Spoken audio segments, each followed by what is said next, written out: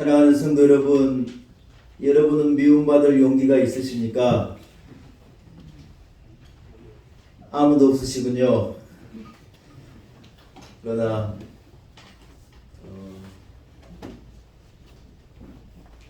자기 인생을 살고 복음을 위해 살고 예수를 위해 살려면 미움받을 용기가 있어야 해요. 혼자 예수를 믿으면 가족들도 미워해요. 저는 그런 간증을 많이 들었어요. 큰 종갓집에 이 제사를 드리는데 한 목사님이 그래 간증을 하시더라고요. 어른들이 다 모여가지고 진짜 기침 하나도 할 수 없는 그 엄중한 자리에 다 그 앞에서 넙죽넙죽 절을 하는데 이 꼬마 하나가 딱 서가지고 버틴 거예요. 어른들이 너무 놀래가지고 얘는 뭐냐고. 근데 이 꼬마가 자기는 교회 학교 다니고 예수 믿으면 이 아무데나 이래 절하고 아는 거라고 그래 배웠다고. 이 꼬마가요 버틴 거예요.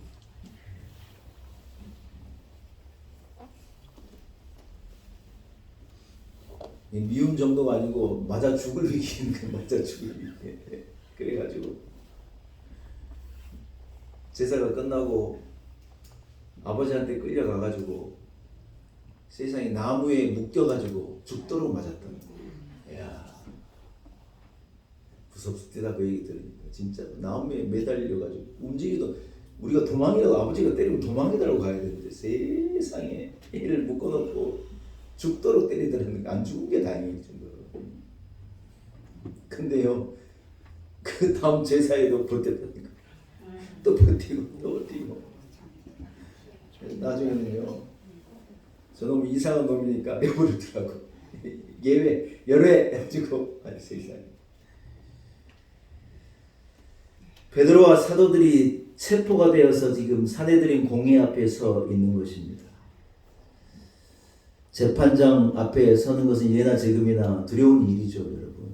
재판관이 결정하는 대로 그래 되니 얼마나 두려운 일이겠습니까? 공회가 베드로와 이 사도들을 불러놓고 뭐라고 말하느냐. 예수의 이름을 다시는 전하지 말고 가르치지 말라고 분명히 엄하게 경고했지 않느냐. 근데 왜 그것을 계속해서 오늘 또 여기에 끌려온 거냐. 이래 물은 거예요. 그러면서 여러분 그들이 예수라고 하는 일을 예수의 복음을 전하지 말라는 이유를 그들이 들고 있는데 뭐라고 말하느냐. 우리 공회가 예수 그리스도가 잘못해서 그가 소요를 일으키고 이스라엘의 이 소요를 일으켜가지고 그를 우리가 죽음의 십자가로 그를 내어놨는데 너희들이 예수를 전하고 복음을 전하면 그럼 우리가 그러면 잘못된 결정을 했단 말이냐. 이 표현에 의하면 그 피가 우리 때문이라는 거냐. 그 피를 우리에게 돌리려는 거냐. 여러분 베드로와 사도들이 복음을 전하는 것을 극도로 싫어한 이유가 다른 게 아니에요. 예수의 그 죽으심이 자기들에게도 책임이 전가될까 봐 공회는 그걸 두려운 거예요. 그래서 그 피를 우리에게 돌리려고 하는 거냐. 예수를 더 이상 말하지 말라. 그에 대하여 전하지 말고 우리를 정죄하지 말라. 사내들인 공회가 그것을 명령하는 거예요. 여러분 사도들이 전한 것은 다른 게 아니라 나쁜 이야기가 아닙니다. 그들이 전한 것은 예수에 대한 복음뿐이었습니다. 인간의 죄를 대속하기 위해서 메시아가 우리 가운데 오셨고 그분이 십자가에서 죽으심으로 그분에게 인류의 죄가 전가되어지고 누구든지 저를 믿는 자는 구원을 얻는다는 복음을 그들이 전한 것뿐인데 그들은 그것을 어떻게 받아들였느냐. 예수의 핏값을 자기들에게도 돌리려 한다고 받아들이고 그것을 막은 거예요. 다시 그래 하면 내가 너희를 정령 죽이리라. 그렇게 그들을 경고하고 있는 것이죠. 사랑하는 여러분, 우리가 복음을 전할 때도요 꼭 마찬가지의 일이 사실은 일어나고 있는 것입니다. 예수께서 십자가에 죽으신 이유는 의인을 위한 것이 아니고 죄인을 위한 것이니 우리는 다 알고 고백하잖아요. 그 말은 무슨 말이냐. 복음을 전하고 복음을 받아들인다는 것은 무엇을 고백하느냐. 내가 죄인이라고 하는 것을 고백하는 거예요. 근데 여러분 그 작업이요 너무 어려운 거예요. 아니 멀쩡하게 법 지키고 살고 나름대로 애를 쓰고 사는 사람들이 자기들 그 죄라고 하는 것이 자기에게 이 드러나고 어떤 자기가 죄인이라는 것을 고백하는 것 그 단계가 너무 어려운 거예요. 그래서 뭐라고 말하느냐, 나는 죄인이 아니라 왜 예수님은 죄인을 위해서 죽었다는데 왜 나를 죄인이라 그러냐. 사람들이요 생리적으로 DNA가 그걸 반대하는 거예요. 그런데 여러분 참 희한한 일이 뭐냐, 성령이 우리에게 임하시고 우리가 성령으로 감동함을 얻고 우리에게 제일 먼저 일어나는 어떤 고백과 어떤 회심의 역사는 전부 뭐냐, 내가 죄인인 걸 고백하고 내가 죄인인 것을 자백하고 하나님 앞에 눈물로 회개하는 작업이 항상 믿는데 제일 처음에 일어나는 일이에요. 내가 성령의 감동을 받기 전에 나는 죄인이 아니에요. 내가 왜 죄인이냐고 다 그래 말하지만 하나님의 은혜가 우리에게 임하면 내가 죄인이구나 이걸 깨닫게 되어지고 예수 그리스도의 십자가가 나를 위한 어마어마한 사건인 것을 깨닫게 되어지고 거기서 우리가 쪼개어지고 우리는 모든 것이 하나님의 은혜임을 고백하게 되고 하나님께로 나아갈 수 있게 되는 것인 줄로 믿습니다. 사랑하는 여러분, 그래서 복음을 전한다는 것은요 쉬운 일이 아닙니다. 핍박을 각오해야 하고 미움받을 용기를 각오하지 않으면 복음을 전하는 게 어려운 거예요. 그런데 오늘 본문의 사도들이 예수님의 복음을 전하려는 하나님의 뜻에 순종해서 그들이 고난을 겪고 옥에 갇히고 핍박을 당하고 목숨의 위협과 위에 경고를 받는 그 자리에서 그들이 뭐라고 말하느냐, 우리가 사람의 말을 듣겠습니까? 우리가 여러분 당신들의 말을 듣겠습니까? 우리는 이 복음을 전하라는 하나님의 뜻 예수 그리스도의 뜻을 전하면서 우리는 목숨도 아깝지 않습니다. 미움받을 준비가 됐습니다. 핍박받을 준비가 됐습니다. 이것이 진리이기 때문에 이것이 생명이기 때문에 우리는 아무리 그렇게 말씀하셔도 우리는 이 길을 가겠습니까? 내가 사람의 말을 듣겠습니까? 우리는 하나님의 뜻에 순종하며 살겠습니다. 여러분 목숨을 내어놓고 그들은 지금 이 믿음을 고백하고 있는 자리에 서 있는 것인 줄로 믿습니다. 사랑하는 여러분, 제가 처음으로 이렇게 질문 드렸잖아요. 미움받을 용기가 있습니까? 과연 우리는 미움받을 용기가 있습니까? 복음을 위해서 여러분 미움받은 용기를 가지고 복음을 전하고 예수를 전하고 진리를 전하고 십자가를 말할 수 있는 담대함이 우리 성도들에게 있기를 축복합니다. 할렐루야. 사랑하는 여러분, 오늘 본문에 첫째로 베드로와 그 사도들의 이 신앙의 핵심은 뭐냐? 그들이요 하나님의 명령과 하나님을요 그들의 삶의 가장 높은 자리에 올려놓은 것.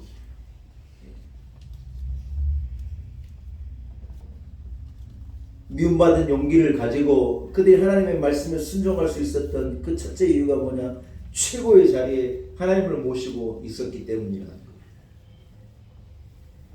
여러분 여기 보면 사람보다 하나님께 이렇게 말하고 있지 않습니까? 가치를요 어디에 두냐는 거예요. 사람에게 가치를 둘 거냐, 하나님께 가치를 둘 거냐. 높은 자리에 내 생각과 나를 올려놓을 거냐, 인간적인 가치를 올려놓을 거냐, 하나님이라고 하는 가치를 올려놓을 거냐. 여러분 내가 가장 사랑하고 귀하게 여기는 사람보다도요 하나님이 내게 더 의미가 있어야 사실은 그 사람도 귀해지는 겁니다. 아멘. 사람은 포기해도 하나님은 포기할 수 없습니다는 고백이요 우리에게 있어야 한다는 거예요. 미움받을 용기가 없는 사람은요 사람 눈치 보고 사람이 중요한 것이지 하나님이 차선일 때가 신앙이 차선일 때가 얼마나 많은지 몰라요.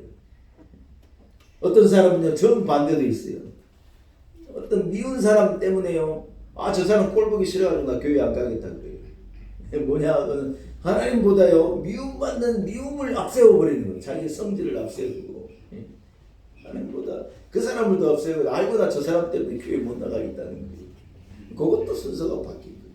우리는 우리의 선택의 최선의 자리에 우리의 신앙을 두고 믿음을 두고 하나님을 가장 높은 우리의 삶의 자리에 올려드리는 것. 여러분 그것이요 이 순종하는 자의 미움받을 용기가 있는 자의 모습인 줄로 믿습니다. 사랑하는 여러분, 하나님께서 절대적인 자리를 차지하고 계시면요 우리는 순종함으로 나갈 수 있습니다. 미움받는 것 두렵지 않습니다. 세상이 겁나지 않습니다. 우리는 아무것도 염려할 것이 없다는 거예요.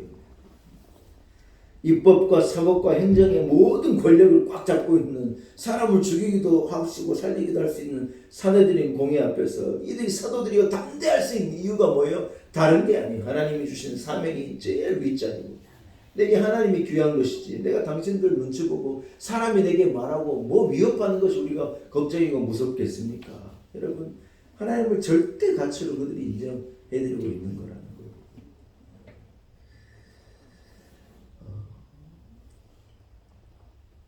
여러분 우리는 누군가가 나를 어떻게 바라보는가 하는 것이 참 중요한 사람들이지 않습니까? 그러나 하나님을 경외하고 하나님을 순종하는 사람들은요 사람이 눈치를 보고 사는 게 아니라 하나님이 나를 어떻게 보실까를 생각하고 살아가는 거예요. 이런 고백과 믿음이 여러분께 있기를 축복합니다. 여러분도 다 언젠가 제가 한번 언급한 것 같고 기억하시리라고 생각이 들어요. 우리나라 지금 인권위원장님의 이름은 안창호예요. 유명한 이름을 가지고 있어요. 안창호 인권위원장이 지금 인권위원회를 이끌고, 우리나라 여러분 인권위원회라는 것은 사람의 인권이 제일 우선적이기 때문에 그 자리가요 그냥 거의 부드러운 자리인 것 같아요. 사실은 굉장한 자리예요. 얼마나 귀한 자리고 높은 자리인지 몰라요. 굉장히 많은 것들을 결정할 수 있고, 인권위원회로 이렇게 뭐가 회부되어지면 그게 최우선이에요. 왜냐하면 누구 인권이 가장 중요한 걸 알기 때문에. 근데 이제 이 인권위원장님이 이 청문회를 거쳤는데 이제 이분이 이제 이 여당 쪽에서 이렇게 지지하는 분이라 보니까 막 야당 의원들이 막 얼마나 이 청문회를 세게 하고 막 공격하고 엄중한, 진짜 엄중한 자리예요. 근데 이분이 그 청문회 자리에서 뭐라고 말을 하느냐, 잊어버릴 수가 없어요. 그 자리에서요 하나님이 창조론을 말한 거예요. 진화론이 자기는 성경을 읽고 하다 보니 진화론이 말이 안 되는 얘기다. 어떻게 뭐 원숭이가 하루아침에 일어나가지고 똑똑해져가지고 사람이 되고 어떻게 그런 일이 있을 수가 있겠느냐. 그것은 가능성이 제로다. 나는 학교에서 아이들에게 진화론을 가르친 것처럼 하나님에 대한 창조론도 같이 가르쳐가지고 아이들이 선택할 수 있게 하는, 이분이 그걸 주장한 거예요. 여러분 그러니 막 지금 국회의원들이 막 벌떼같이 달라들어가지고 이상한 사람이라는 거예요. 말도 안 되는 사람이라는 거예요. 여러분 인권위원장 이 청문회 자리에서 내가 인권위원장이 되겠다는 건데 생각해봐요. 공격받을 거 뻔하고 이상한 사람 취급받을 거 뻔하고 막 난리를 하겠는데 막 득달같이 달려들 거 뻔한데 거기서요 나는 하나님을 믿는 사람이에요. 여러분 믿는다는 게 제일 처음 뭘 믿어야 되는 줄 알았다. 하나님이 창조자이심을. 우리 믿음의 제일 근본 거기서부터 사실은 시작하는 거예요. 하나님이 창조자인 걸 믿는 거예요. 우리는 하나님이 만물을 창조하셨다는 걸 믿는 거예요. 어쩌다가 여러분 짠 해가지고 인류가 나타난 거예요. 아이고 그런 어리석은 주장을 내가 있는 거예요. 세상 만물이 모든 것이 창조자 하나님께로 향하고 있고 그걸 증거하는데 이분이요 담대하게 얘기하는 거예요. 욕먹고 얼마나 난리를 하는데 자기는 하나님을 경외하는 자, 하나님이 세상을 창조하는 걸 나는 믿는다고. 아니 그래 말하니 막 다들 뻥 나 자빠지는 거예요. 그 안에 예수 믿는 국회의원들도 있을 건데 다들 놀래가지고 막 사색이 되는 거예요. 사색이. 이분은 편안하게 자기 믿음을 고백하고 대단한 분이더라고요 진짜. 여러분 우리가 누군가를 바라보고 사는가 하는 것이 얼마나 중요한지 모릅니다. 사람의 눈치 보고 상황의 눈치 보고 내 행복과 불행을 결정할 수 있는 사람이 세상에 있을 수 있거든요. 그 사람이 나 채용해주고 그 사람이 내게 잘해주고 잘 될 수도 있고 그렇지 않을 수도 있는데 사람은요 본능적으로 눈치를 보고 일에 하게 돼 있는 거예요. 그런데 여러분 성경은 그것을 내 우상이라고 말해요.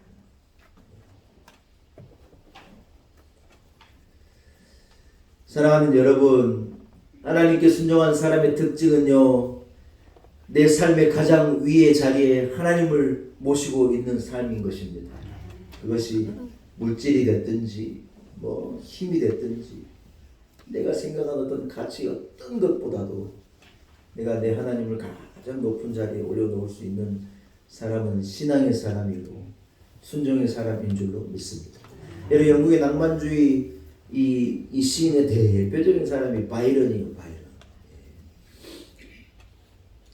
바이런은요 영국의 백작의 직위를 얻은 사람이었는데 우리가 유명한 말이 있잖아요. 그 사람이 하루아침에 일어나고 자기가 너무 유명한 사람이 되어 있더라는 거예요.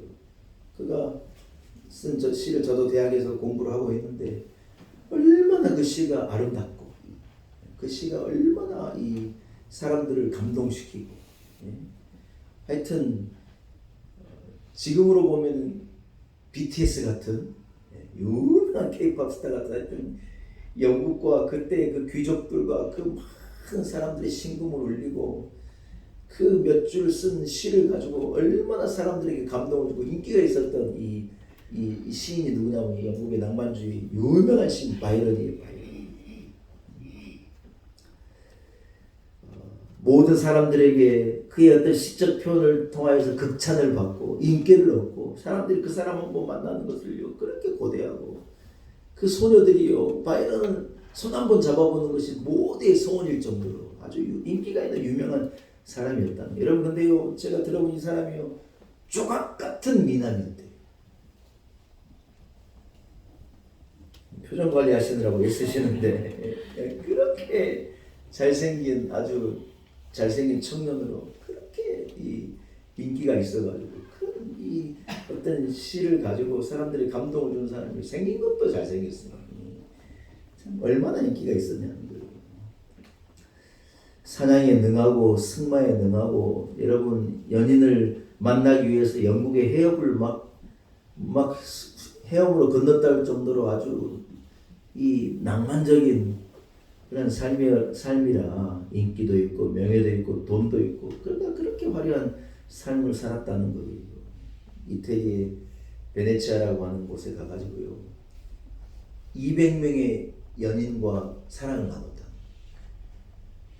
하여튼 이렇게 잘생긴 사람이 편지 한 장 쓰면요 그 편지를 받고 안 넘어온 여성들이 없었다는 거예요. 여성들이요 잘생긴 남자에 좀 넘어가지 마요. 그게 뭐라고 이게.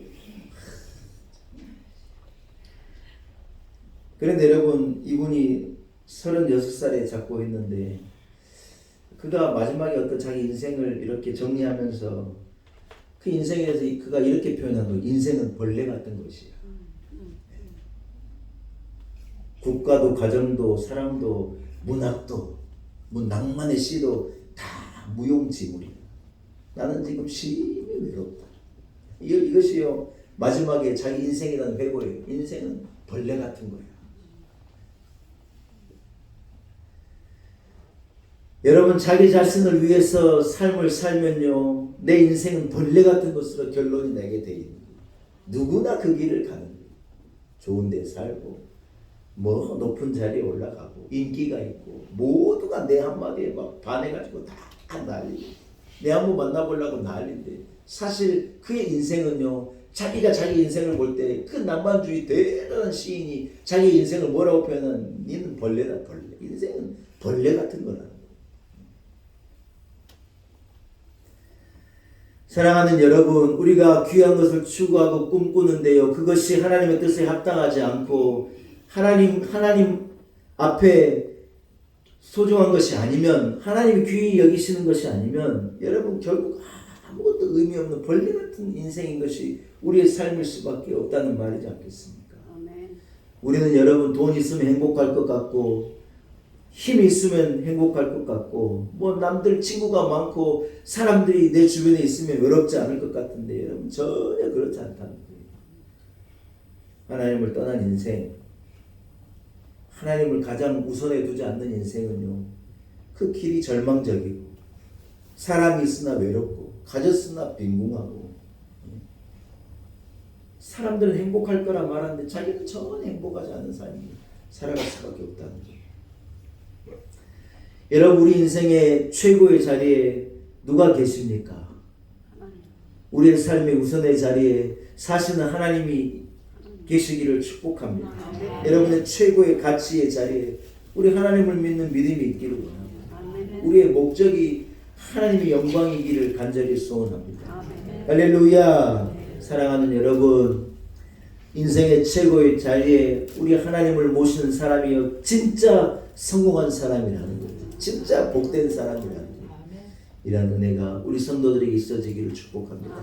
두 번째이자 마지막으로 하나님 뜻에 순종하고 사는 사람은요, 오늘 사도 이 베드로와 그 사도들에게 볼 수 있는 것처럼 한번 따라합시다. 하나님의 뜻과 나의 뜻이 충돌할 때 하나님의 뜻을 선택하는 사람입니다. 믿으시면 아멘. 여러분, 신앙생활을 제대로 하면요, 우리에게 일어나는 것은요 항상 갈등이에요. 갈등. 세상 사람들의 뜻과 하나님의 뜻이 다르다 보니 갈등은 늘 일어나는, 세상과 짝하여 살면 갈등이 없어요. 죄 짓고 이래 사는데 뭔 갈등이 있겠어요. 그러나 예배하는 삶을 살고 기도하는 삶을 살고 하나님을 경외하는 삶을 살면 우리 삶에 늘 갈등이 있는 거예요.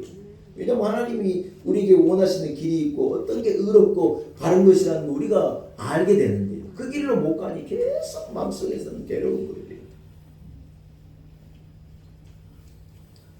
대충 사는 사람은요 알지 못하는 갈등이요, 하나님의 뜻에 순종하며 사는 사람, 믿음으로 살려고 애쓰는 사람에게는 항상 충돌이 있는 거예요. 근데 우리가요, 제가 오늘 질문 드렸던 것처럼 이 충돌을 두려워하면 안 돼요. 이 미움 받을 것들요 염려하면 안 돼요. 여러분, 사람들이 우리에게 기대하는 것과 하나님 우리에게 기대하는 것이 다릅니다. 어디에 맞춰 살아야 하느냐? 하나님의 뜻에 맞춰 살아야 할 줄로 믿습니다. 사람들에게는 어떤 일이 일어납니까? 미움받는 일이 일어나고 손가락질을 당하고 매어서 두들겨 맞는 일이 생길 수도 있겠죠. 그러나 우리는요 사람에게 인정하는 길로 나가지 않고 하나님 기뻐하시는 길을 기어이 달려가는 거예요. 할렐루야.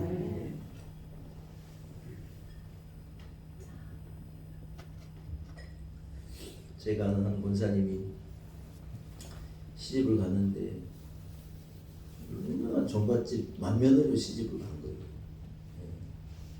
종갓집 맏며느리가 1년에요 제사를 막 많은 집은 막 10번도 20번도 드리는 거예요. 자기가 종갓집 며느리로 이 뭡니까 제사를 준비 안 할 수가 없으니까 너무 괴롭지만 자기가 다 전부치고 다 하는 거예요. 근데 이 권사님이 뭐라고 고백을 하느냐, 자기가 제사를 쌍을 다 하고 자기가 순종을 다 하라는 대로 하는데 딱 하나만 조금 달리 했대요. 뭘 했느냐, 이 전을 이 뭡니까 그 뭐라고 제기 위에 올려놓을 때 자기 항상 뭐 했느냐, 그 제기 위에다가요 딱 기름을 가지고 십자가를 딱 그은 거예요. 십자가를 딱 긋고 그 위에다가 전 올려, 십자가를 긋고 굴비 올려, 십자가를 긋고 뭘 올려놓고 그래요. 제사상을요 십자가로 다 덮어놓은 거예요. 이제 나중에 뭐라는 줄 알아요? 자기가요 자기 식구 다 구원한다. 친척들, 가족들, 시아버지 시어머니까지 나중에 다 구원해낸다. 와, 대단한, 진짜 대단한, 얼마나 대단한 거예요. 여러분, 우리는 늘 충돌을 경험하는 거예요. 충돌하지 않을 수가 없는 거죠. 아이들이 여러분 벌써 교회 학교 다니다가 중학교, 고등학교만 가봐요. 학교에서 충돌합니다. 신앙을, 믿음을 얘기하고 신앙을 얘기하면 대번에 충돌해요. 놀림 당하기도 하고, 얘는 얘 교회 다니는 애라 그러고, 얘 예수님 믿는 애라 그러고, 애들이 막 그래 돌려대는 거예요. 여러분, 그러나 우리가 하나님의 뜻을 포기할 수 없고 우리의 이 선택이 옳고 이 선택이 생명이 되는 걸 알기 때문에 우리는요 하나님을 선택하지 사람이 선택하는 길로 가지 않는다는 거예요. 여호수아가 여리고를 성을 점령할 때 여리고에 한 라합이라고 하는 여인이 있었던 거예요. 참 놀라운 거는 이 여인이요 이 여리고로 온 정탐꾼들을 딱 숨기면서 뭐라고 말하느냐, 내가 하나님께 대한 소문을 들었다는 거예요. 하나님께서 이스라엘 민족을 이동시키는데 그 이스라엘 앞에 아말렉도 넘어지고 뭐 아무도 이스라엘을 막을 자가 없고 하나님이 결국 여리고 성도 무너뜨리시고 이것을 너에게 줄 거라는 걸 자기가 아는 거예요. 아는 거예요. 여러분 이 여인이 겉으로 보기에는요 자기 민족을 배반하는 것 같고 자기 가문을 배반하는 것 같은데 아니에요. 사실은요 이 여인이요 모두를 구원해내요. 가정을 구원해내요. 사랑하는 여러분, 기생은요, 기생 라합은 하나님을 믿고 하나님을 선택한 것입니다. 뭐 그때 분위기가 있을 거고 사람들이 얘기하는 게 있을 거고 다 그럴 것인데 담대함으로 정탐꾼을 숨기고 하나님의 뜻이 명료해 주자 하나님을 딱 선택한 거예요. 결국 어떻게 돼요? 저의 집이 다 구원함을 얻는 거예요. 여러분 우리가 시대 정신에 맞지 않고 어떤 시대 정신에 과학적인 세상에 하나님을 믿는다는 것이 어디가 있느냐. 우리 사람들이 그래 말하는 거예요. 그런데 여러분 진짜 과학자들은 뭐라고 말하는 줄 알아요? 진짜 과학자들이 하나님이 계신 것을 말하는 거예요. 지구 저편에 그리고 달에 착륙해가지고 지구를 보고 뭐라고 말하느냐. 하나님이 창조하신 세상이 맞구나. 진짜 달나라에 가본 사람들은 그래 말하는데 달나라에도 안 가봤으면서 과학적인 세상에 하나님이 어디 계시냐 이런 소리 하고 있는 거예요. 사랑하는 여러분, 우리는요 하나님의 뜻과 우리가 생각이 충돌하고 사람과의 생각이 충돌하고 그런 세상을 우리가 갈수록 점점 더 그런 세상이 되어 가는데 우리는 우리의 믿음을 붙잡고 하나님을 선택하고 의를 선택하고 복음을 선택하고 우리는 이 길을 선택하고 나아갈 때 승리의 인생을 살아갈 수 있으리라 믿습니다.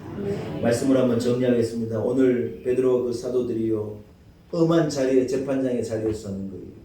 복음을 말하면 죽이겠다는 거예요. 그때 분위기가 복음을 말하면 안 되는 분위기, 죽는 분위기. 그런데 여러분 그들이요 그 위협에 굴하지 않고 하나님을 가장 높은 자리에 모시고 심각하게 죽느냐 사느냐의 이 갈등으로 서로 충돌하는 자리에서 이들이요 담대하게 하나님을 선택하고 복음을 붙잡는 거예요. 여러분의 삶이 사내들인 공의 앞에 선 것 같은 상황이 있으리라 그래 생각이 됩니다. 오늘 베드로와 그 사도들과도 같이 이 복음을 선택하고 하나님의 명령을 선택하고 이 믿음의 길을 잘 붙잡아서 여러분 하나님 앞에 인정받는 자로 복된 자로 우뚝 서시는 우리 놀라운 에게 성도들이 다 되시기를 간절히 소원합니다. 이러한 신앙의 고백으로 승리하며 살아가시기를 축복합니다. 살아계신 하나님 아버지, 우리 삶의 가장 우선 높은 자리에 우리 하나님을 모십니다. 우리의 생각과 사람들의 기대와 하나님의 명령이 충돌하는 삶을 우리가 살아가는데 하나님 우리로 담대하게 이 길을 걷게 하시고 신앙의 길, 믿음의 길을 담대하게 걸어가 주의 보좌로 나아가는 우리 온 성도들 되게 도와주옵소서. 하나님 작은 이익에 우리들 넘어지지 않게 하시고 세상의 유혹에 넘어지지 않게 하시고 분위기에 넘어지지 않게 하시고 강을 거스러 올라가는 물고기와도 같이 시대를 거스르고 상황을 거스르고 사람들의 생각을 거슬러 하나님의 뜻을 복음을 말하는 믿음의 길을 걷는 우리 교회와 우리 성도들 되도록 축복하옵소서. 미움받을 담대한 용기를 허락하시고 맞설 용기를 허락하시고 믿음으로 승리하게 도와주옵소서. 예수님의 이름으로 간절히 기도 올리